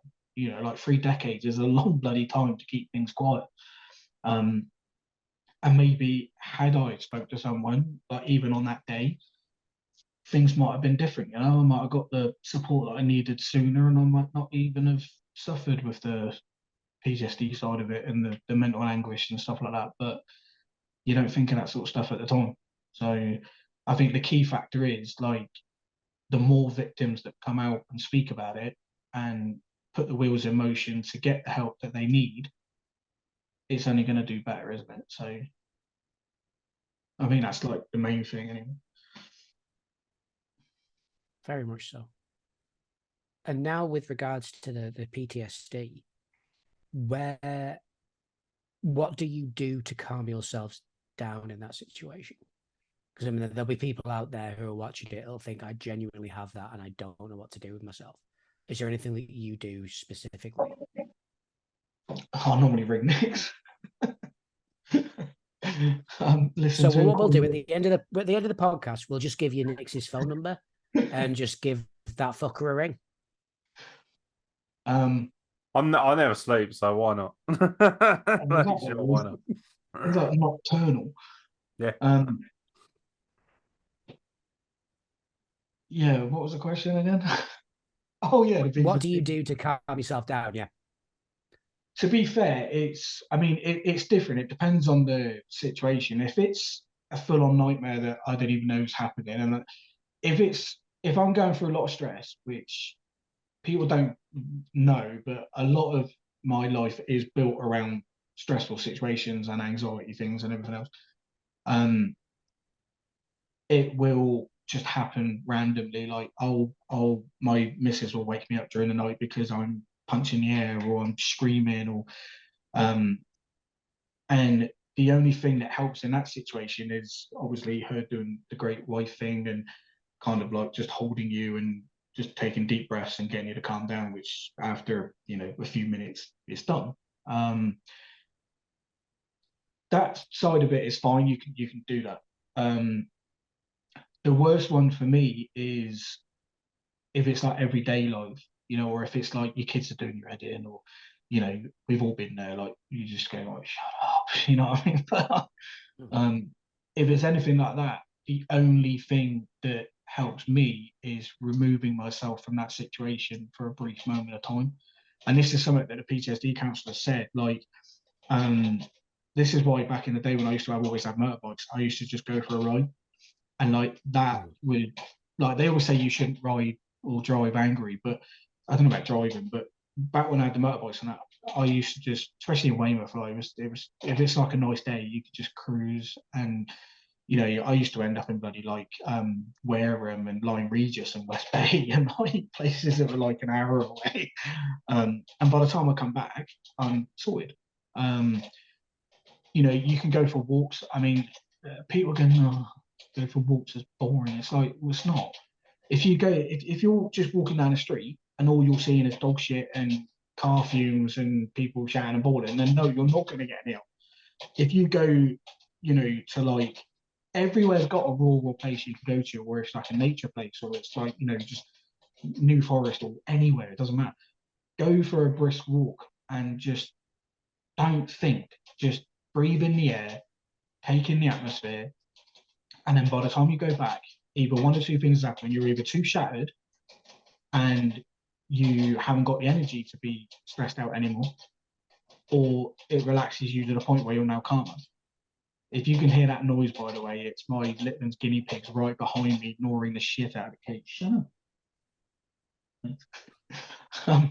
They're like right down there. But for me, it's the one thing that works is just remove myself from the situation. Like if it's everyday life, just take 5 minutes or 10 minutes out. Mandy's pretty good. She knows when I'm getting to that point where it's starting to take effect, and she'll just tell me to piss off. And then I'll just go off. And like when I come back, I'm fine. But yeah, keeping yourself active as well. That's another reason why I've gone back to the gym again. And I sometimes I have to force myself to do that because I'm driving all day, doing like midday job, and then the weekends I'm sort of doing mid door work and that, and it's like a Sunday's like really my only off day. Like literally that's it. And in the evenings now, it's like, you know, at like 8, 9 o'clock, I'll go to the gym for like, even if I just do an hour, like, you know, I'll just go and then come back, have a shower, and then go to bed. You have to make time. Like, that's the key thing. Like, I don't care if, because I get really annoyed with people that, me and Nick's had this conversation the other day, I think, actually, that people go like, oh, I just don't have time. And you're like, well, okay, no, I get it, but there's always time to do something for you. Like there always is. You have to create that time. You have to make that time.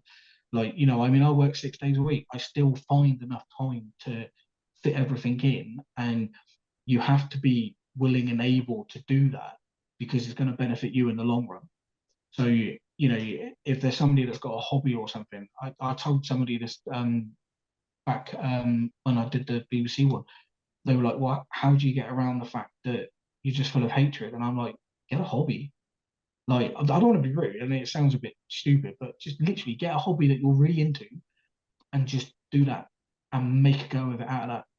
Because while you're doing that, because you like doing it, it could be anything, it could be fucking knitting. Do you know what I mean? It don't really matter. Because you like doing it, you'll wind away loads of hours. I wish I was into things like reading and stuff like that, but unless it's something I'm really into, I can't just do, you know, my mum, where she is quite lonely, like she gets anxiety attacks and stuff, but she'll just pick up a book, like any old shit. Like, it doesn't matter what it is, she'll just pick up anything and just start reading. I can't do that. I can only do it if it's something I'm really into. Like, I can pick up an autobiography of one of my favorite wrestlers or whatever, and I'll read the whole thing, and it's, you know, happy days. I can't pick up just like a random book and just start reading it and go, no, that was actually really good. Because obviously, when the dyslexia side of it, I struggle to understand a lot of what the words mean. Um, I'd rather watch a film because then I ain't got to really think about it. You know? But yeah, no. Take yourself out of the situation for a brief moment of time to just, you know, settle everything down, and then you go back in and you see things in a bit of a different light. Um, I do that still to this day. Like, if I don't understand, um, like, either, like, say you're having an argument or whatever, like, you know, with your missus, or, you know, your kid's doing your head in and you won't listen to you or whatever. I'll To them it looks like you're just storming off, like, to another room and just being a dickhead and whatever.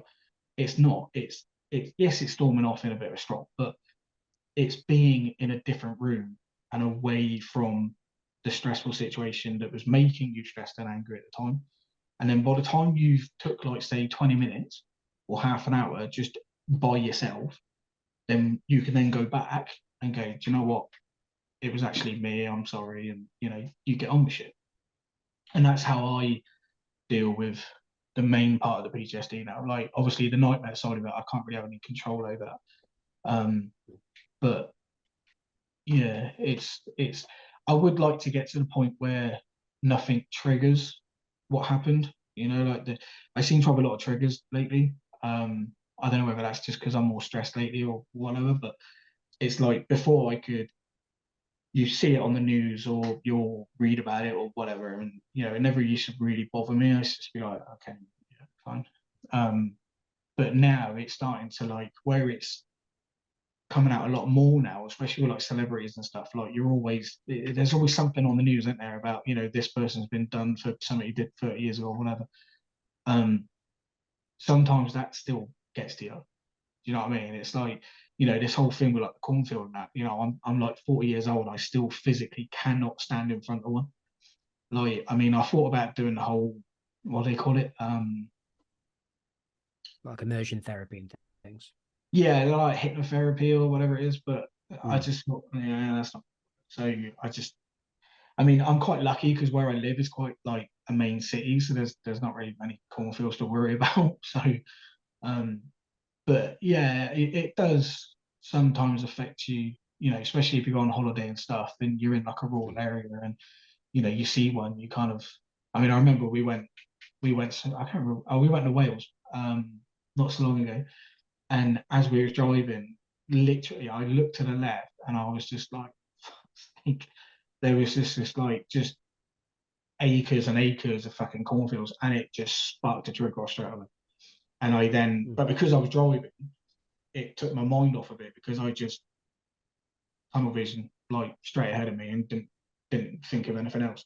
Had I been in a passenger seat, it probably would have been a lot worse, because I would have been, even though I know mentally I shouldn't be looking at it, I wouldn't have been able to have physically took my head away from it. And then I would have started thinking about everything again, and then it just would have ruined the whole point of going away.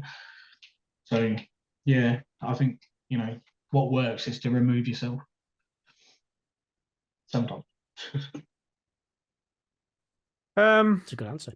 Yeah, no, absolutely. I know you're a bit pressed for time, bud. Obviously, we can't keep you up all night. But I didn't know. Do we have any questions? Not from the general public, no. Nothing at all. Sure. No. Oh.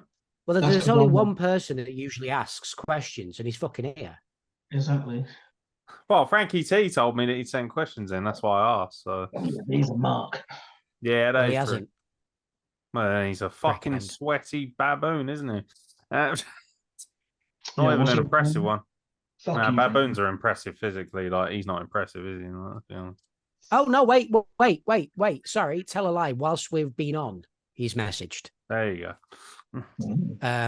Here we go. So, Frankie asks, what made it difficult for you to come forward? Which I think we've Yeah, you've already covered that, gone haven't you? through. So Yeah. What suggestions do you have to make it safer for victim survivors to come forward? That's a really good question. Good question.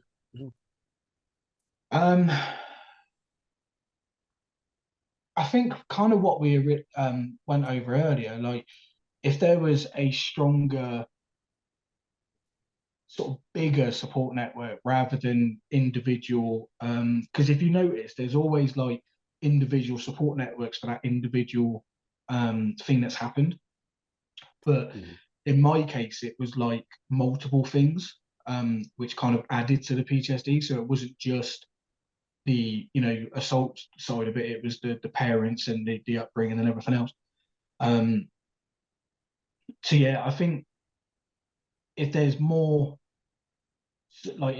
support for the beginning side of it and to be taken seriously, because that's one thing I noticed when I went through the process. It was a long fucking process, and it is, like, especially the PTSD side of it. Like, they say it's like a 16-step program, which is basically like 16 meetings.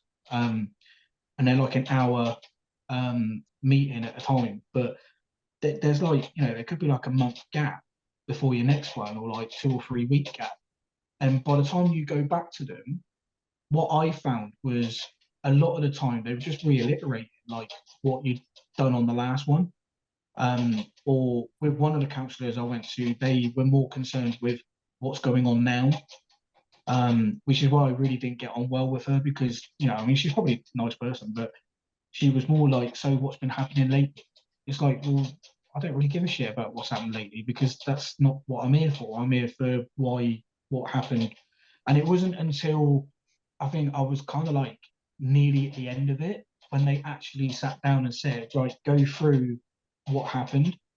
And there must be a reason of why they do it like that. But to me, that just seems really stupid, because you're like prolonging actually talking to someone about like details about what happened. I think if you do that at the beginning, well, not right at the first, meeting, but within a certain amount of time, surely that builds up your own confidence to actually like go through it in more depth as time goes on. I think a lot of it was like, so what's been happening from the last time we met to this time. And it's like, well, and then by the time you've gone through all that, the hour's done and they're booting you out the door. So I think there needs to be better support networking for actually going through steps, like what we've done, like, step by step, like before the event and after. Like there don't seem to be a lot of that. Like there's not a lot of talking about the build up of why it happened, because then you kind of answer your own questions, like, and they don't really need to reiterate it because you've kind of done it yourself, if you know what I mean. But yeah, I don't know if that makes sense or not. No, it does. Very much so. He also asks what services, resources, and people have helped you in your recovery.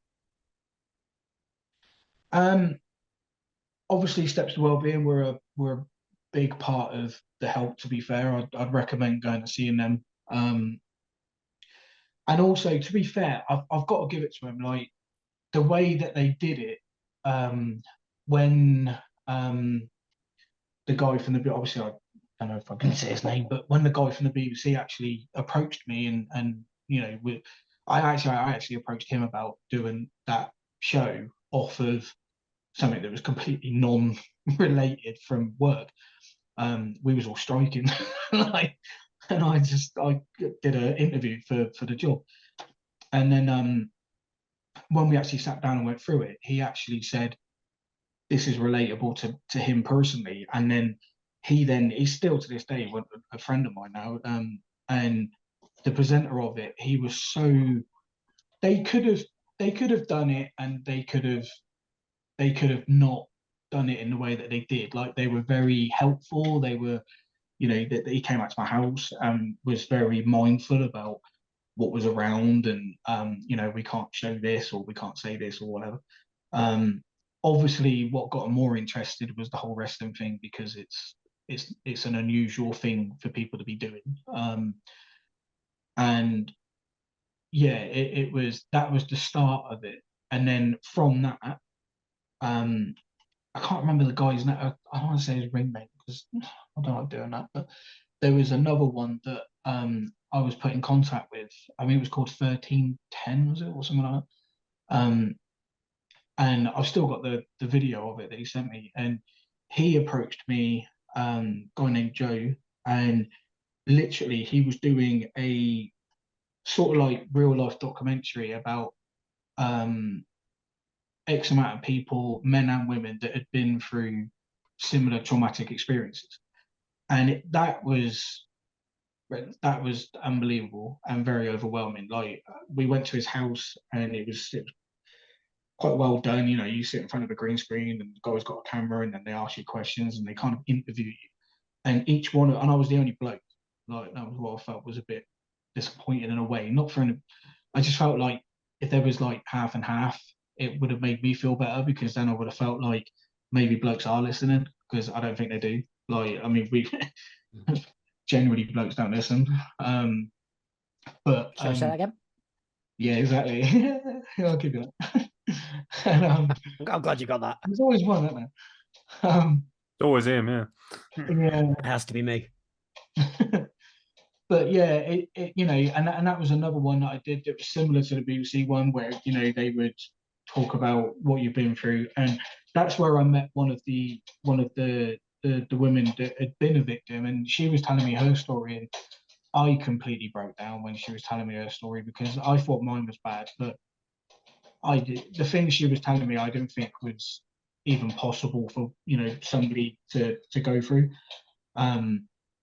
And then she would then message me every now and again when she's on a downer, but she wanted the help, because she felt like she went down a wrong path, and I went, there's never a wrong path, it's just the path that you choose that helps you. But her path she thought was gonna help her, in the long run wouldn't. And this is what I tried getting through to her. Like, she turned to alcoholism.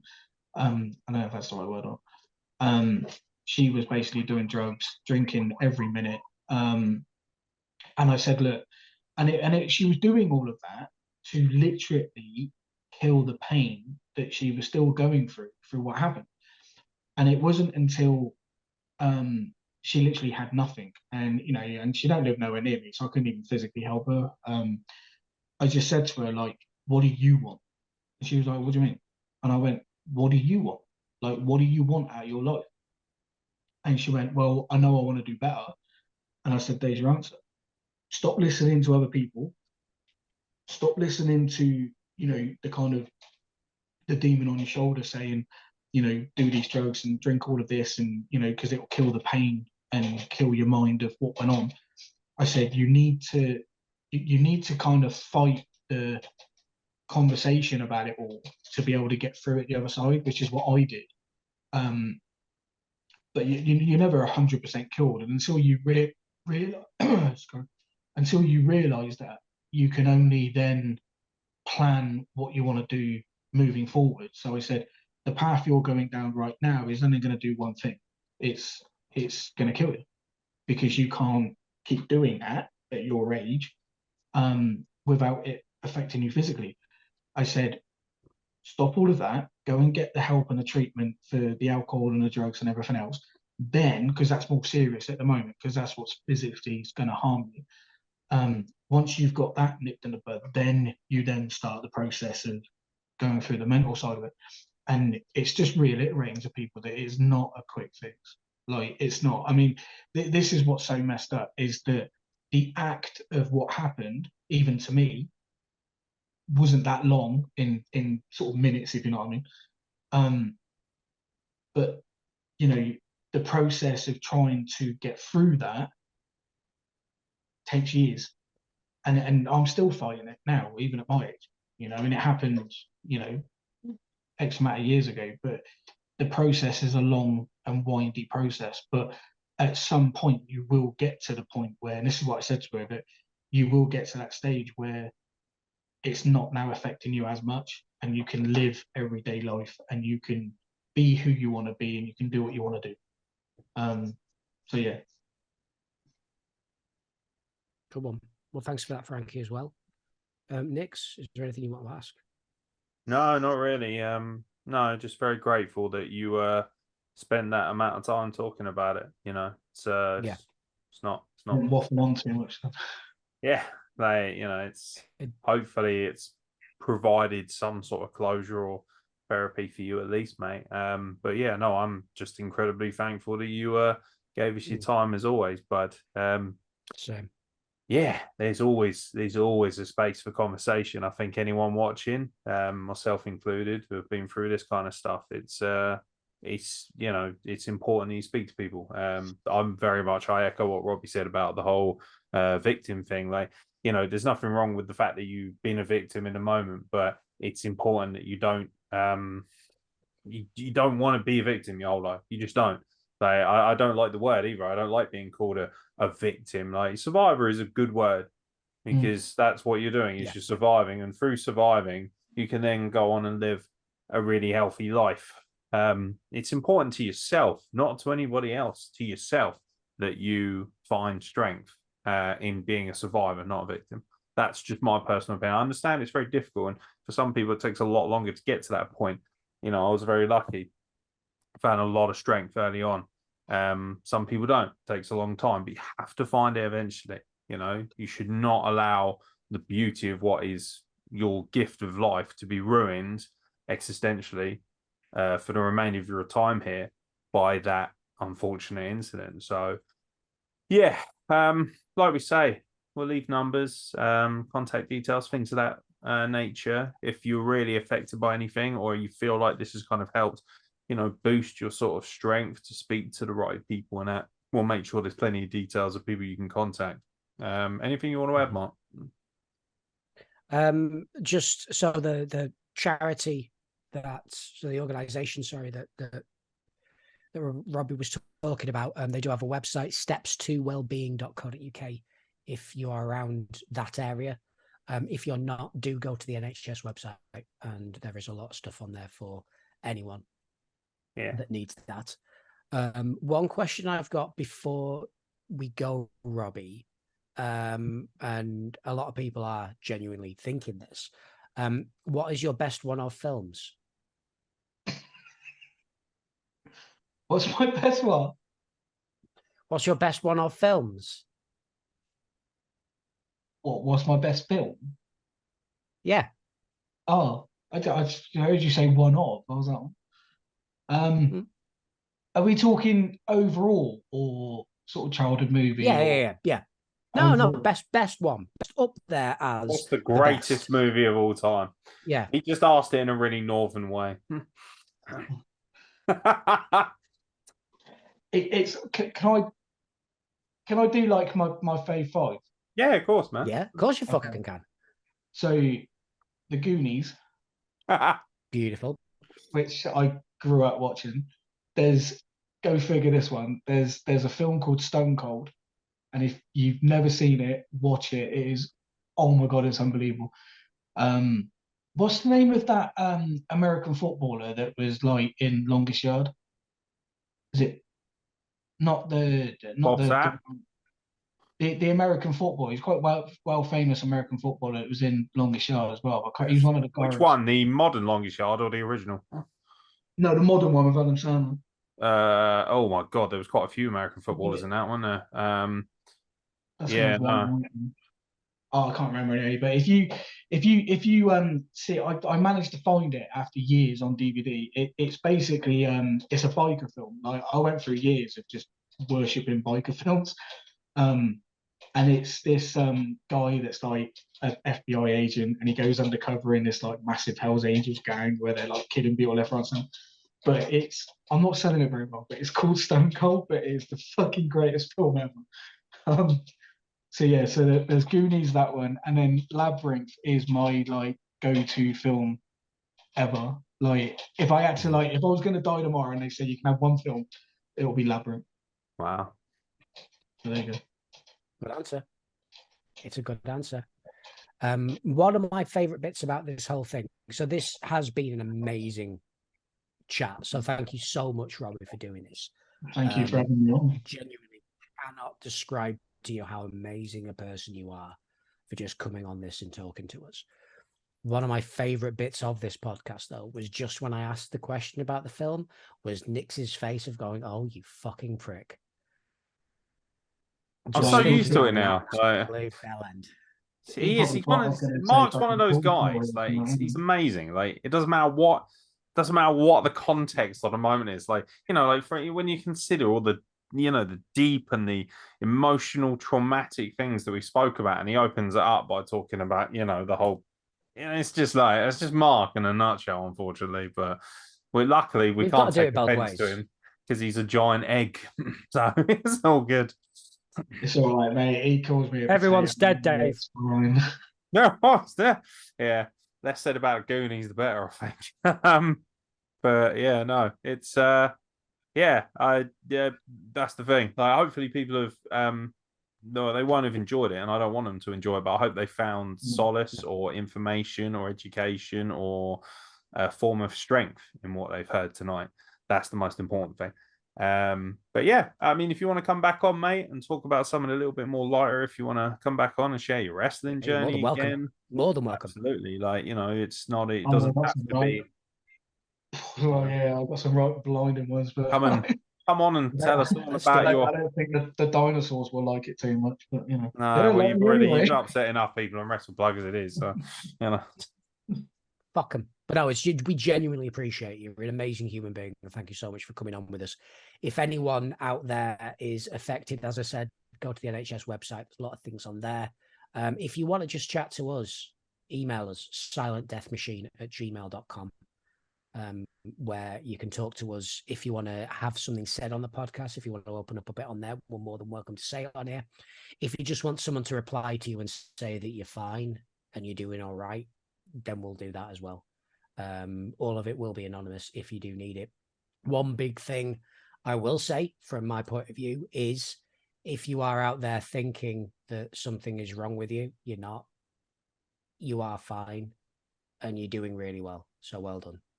And to you, Robbie, again, as I say, thank you very much. Thank you. Next, I'll let you close it off because otherwise I'll spoil. Why? Why? What's the matter, mate? You're not capable of closing a podcast. I'm capable of it, but you know what I'll do. Well, we know how our endings normally work. One thing I will say before we wrap it up is I get loads of people coming up to me saying like they like the podcast or they wish they could send something in. We're not gonna like throw your name out there if you don't want to. It's anonymous and things like that. And like, you know what? Like, don't tell me how you want to send stuff into the pod. Just fucking do it, or shut up. Yes. And if you don't want, genuinely, if you think for a second that we're gonna say your name, or if you're worried about anything like that, at the beginning of the email, just say, "I want this to be anonymous." Yeah. You don't even need to sign your name at the bottom. We're not going to say your email address. You're not going to say the name that comes on the email. We will just say we have had an email and we will read it if you want us to. We're not those type of people. We're dickheads, but we're not that bad. But also, just on a sort of end note, that people like all our friends and people that know all three of us, guys, please start sharing this. I'm not just saying this to plug this because I'm on it, but I do it all the time. Like this is so much of a revelation. Like this is what I said to you, Nick, the other day. I've said to my wife as well.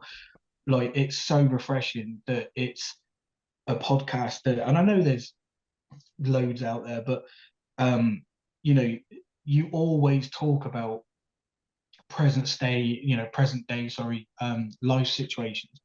And at the moment where it is bleak and fucking, life's just moody all the time at the moment with like, either worrying about finances or worrying about whatever.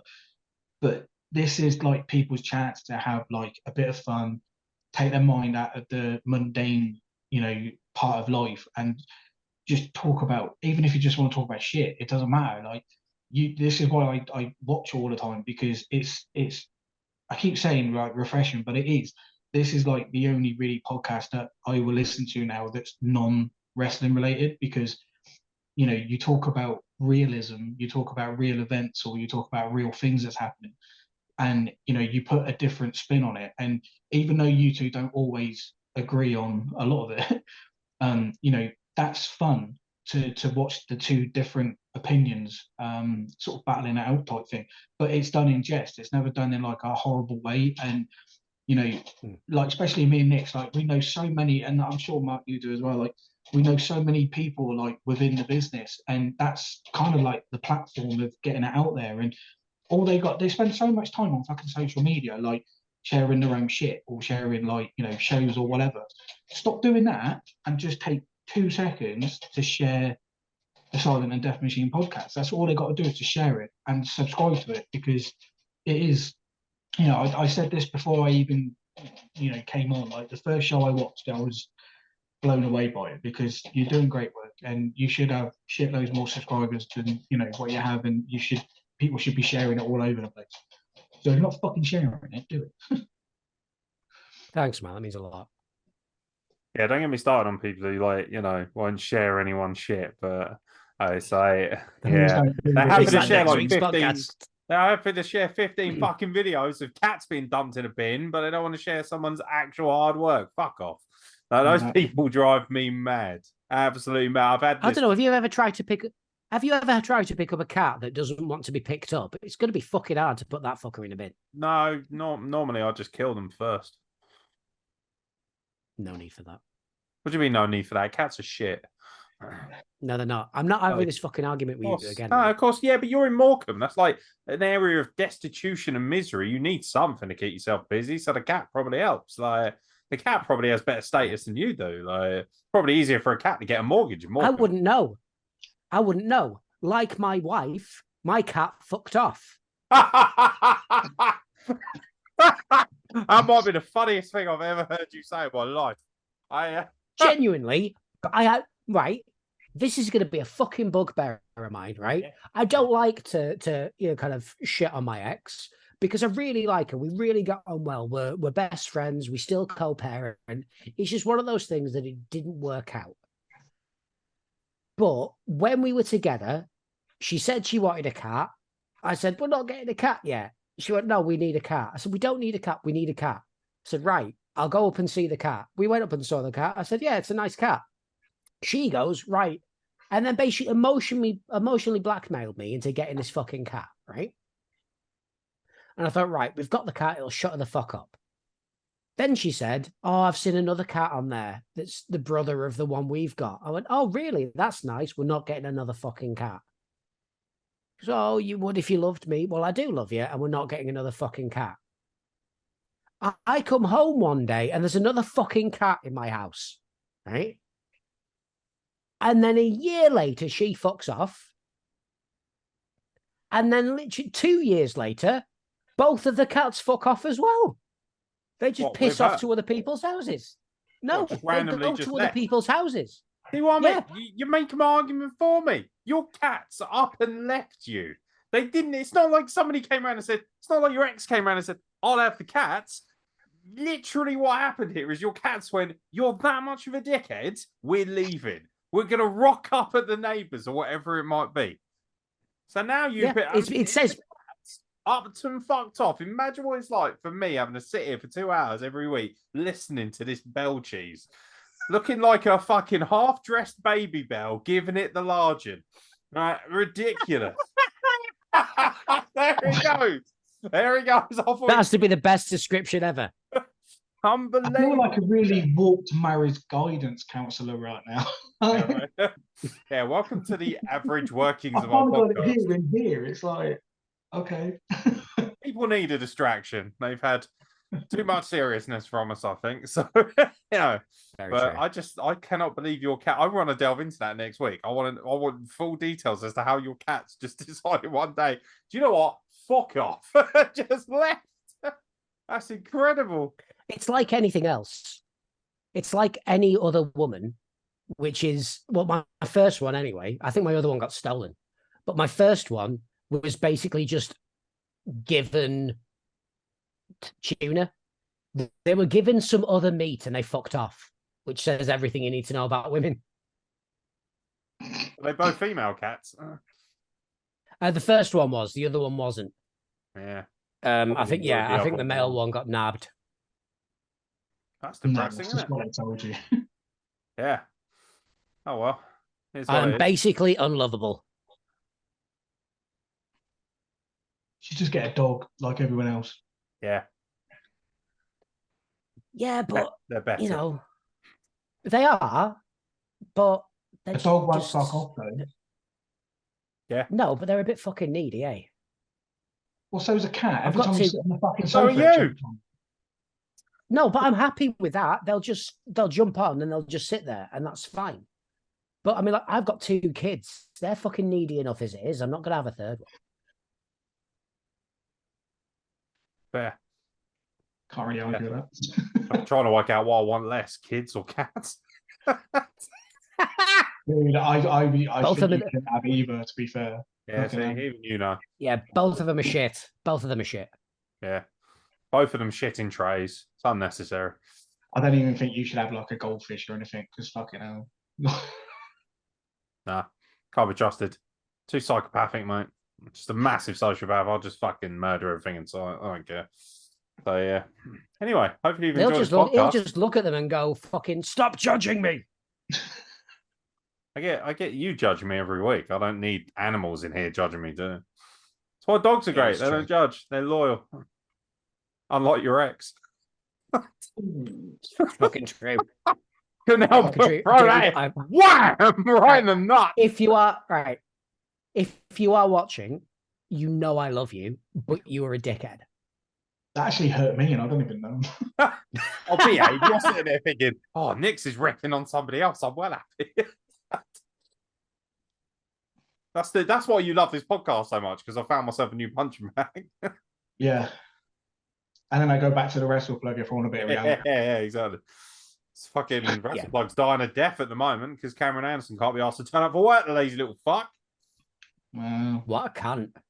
Yeah, but what, you watch them all beg for a gig at WrestlePlug Pro. You watch them. Oh yeah. Little rats. Yeah. Tanvir and the toaster in the bath match. That'd be good stuff. I mean, I'd watch it. I wouldn't be happy about it, but I'd watch it. Let's not act like we're not all aroused by the prospect. But yeah. What, of Tanvir in a bath? Yeah, of course. I don't know. I'll be honest with you. 6 months ago, I'd have gone no. Now, yeah. I think I'd rather It's see got the pretty post- bad over the last 6 months, hasn't it? Fucking hell. 6 months ago, you know, he had standards. Now he's like, yeah, fuck it, I'll take it. Tanvir in a bath. Mate, it's been nearly 4 years. Jesus Christ.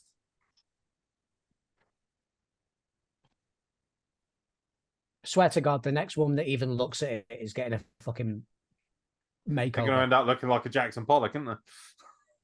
No, they're not. Like a They're going to look plaster like his a nice radio. bun. No, they're not. It's not. They're just going to look like an iced bun. She's going to fucking cover the face.